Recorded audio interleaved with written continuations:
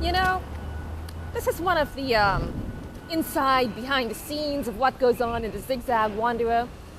You know, because the city, Mayor Bloomberg, he puts these signs up every time, Miss Divine's Tiki crew is filming, for the weekly show. Because that's what it's about. And today I know a lot of you are wondering, what today's interesting topic is about. We're going to discuss what is it like to be a freelance hobo. What does a freelance hobo do? And how does a freelance hobo survive in New York? Especially when you're hungry and you're locked out of things and things are locked and you can't get in, And aside from that, you also have to be careful as to,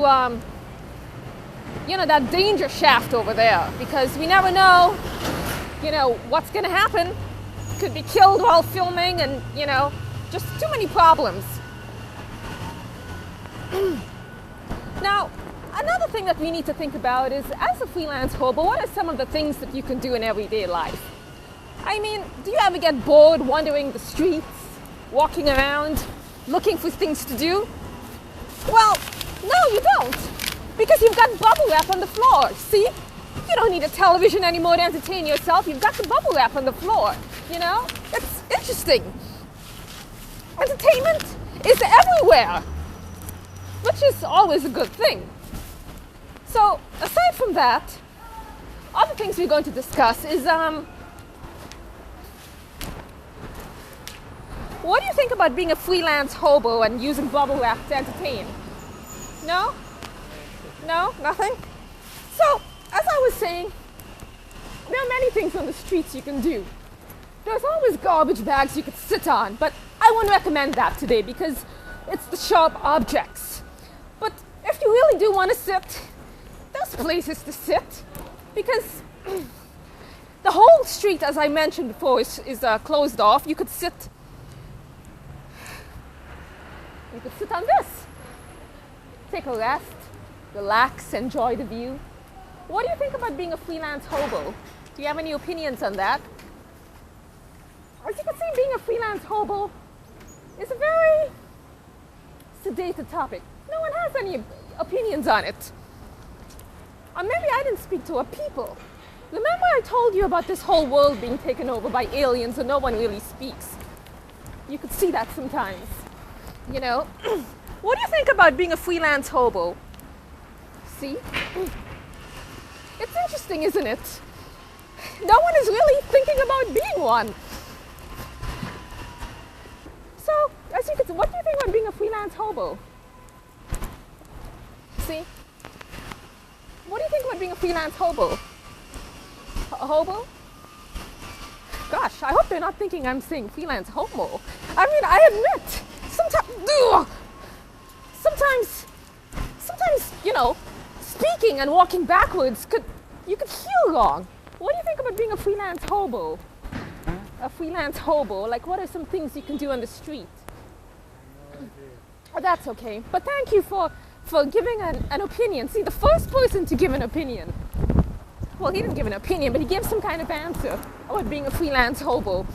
Other things you can do is you can kind of fit yourself into little corners, But that's boring. Forget it. And then you can make random observations. Like, how long do you think this person's legs is to fit on top of this bicycle? Look how high the seat is, How tall do you think someone's legs is to fit on top of the bicycle? How long? No? No legs? Well, any opinions? No? As I mentioned, this show is about social interactions and human behavior. And so far, we haven't interacted with any humans and come across any kind of behavior, and we can't even get, any kind of proper insight on freelance hobo behavior. Now, aside from being a freelance hobo, it's always good to look around your surroundings and thank God for life. Thank God I'm not killed on this sharp, pointy thing. What do you think about being a freelance hobo? Any opinions? You found that hole in the wall interesting? See, I'm not the only one who has found it. That was in the previous week's episode. But nevertheless, there are many advantages to being a freelance hobo. One is you just free to lance and be a hobo. What do you think about being a freelance hobo? What do you think about being a freelance hobo? What do you think about being a freelance hobo? Do you? Oh, okay, see, the tree just never answers me. You know, I keep talking to trees all the time, you know, and they don't want to answer me. What do you think about being a freelance hobo? What do you think about being a freelance hobo? What is your opinion about being a freelance hobo? Freelance hobo? Yeah. I have no idea what that is. Oh, like a freelance homeless person, but sometimes a shelter, but not always. No, but oh, okay. But, whew, no comment there. Sometimes you just can't say, you know, what's on your mind. So we've got padlocks and things. What do you guys think about being a freelance hobo? Freelance hobo? Yes, like you're freelancing, being a hobo. No. What do you guys like do? bumming around, being a free. We're just exploring what it's like to be a freelance hobo. I can't explain that. Oh. I have no idea what you're talking about. All right, so it's apparently it's an underground kind of thing. So being a freelance hobo is really cool, you know. What?